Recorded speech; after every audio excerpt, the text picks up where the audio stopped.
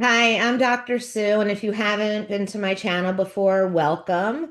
I am an expert in helping to heal conflictual family relationships, especially in the realm of estrangement and parental alienation.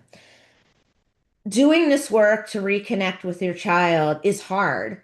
There's no way around it. It takes a lot of dedication, a lot of looking within yourself and making changes. If you look at this in a global sense, what it really is about is learning to reparent your child. So, in this video, I am going to go over 5 things that do not help with reconnecting with your estranged or alienated child. And then in the next video, I'm going to go over 5 things that will help you in reconnecting with your estranged child. So let's get started here. What doesn't help is dismissing or minimizing your child's pain. Saying things like, it wasn't that bad, what went on in our home, or what went on between us, or you're being too sensitive, invalidates their experience.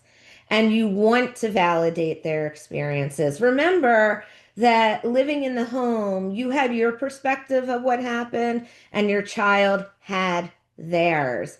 And that's exactly what they are, everybody. Different perspectives. And people's feelings are not right or wrong, or perspectives are not right and wrong. So that's something to really keep in mind. Number 2, trying to rush the process of reconnecting with them. Look, this is extremely painful. I know you want to get to your children as quickly as possible, but this isn't about a race. It's actually a marathon.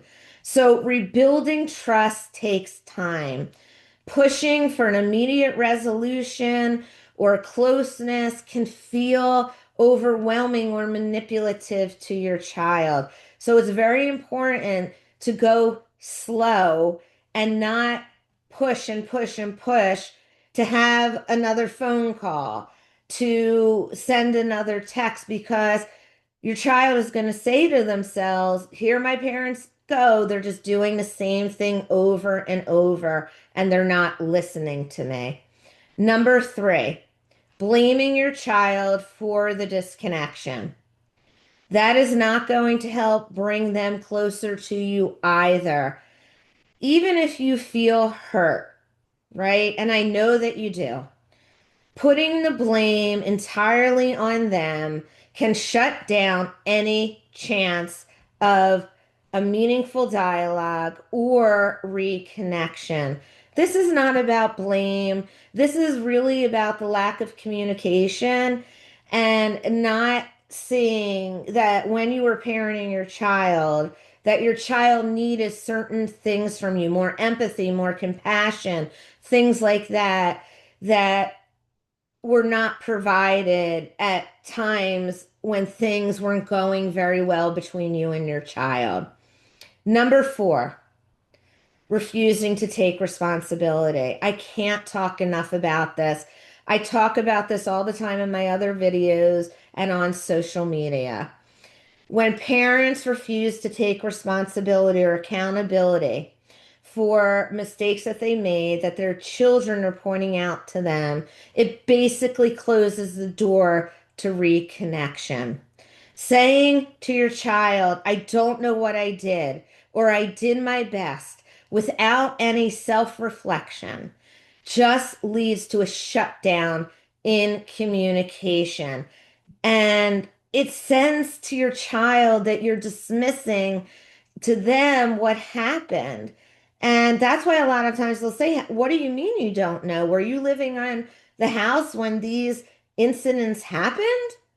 So taking that accountability for mistakes is probably the factor that helps the most, and not doing it pushes them away the most. And the 5th thing that I do not think helps with reconnecting with your estranged or alienated child is using guilt, obligation, or shame.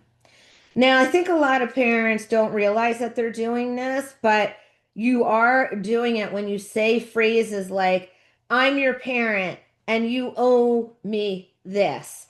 That is something I promise you're going to regret later on.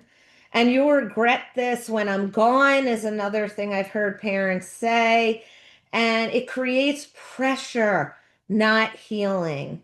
And you want to create an environment for healing and growth, not pressure.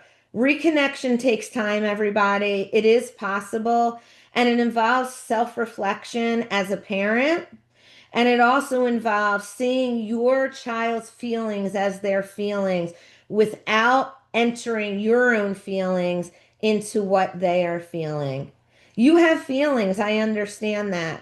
But it's important that you work that out with somebody else before you actually reach out to your child again. If you want more information, come on over to our website, www.drsueandyou.com, for information on all of this.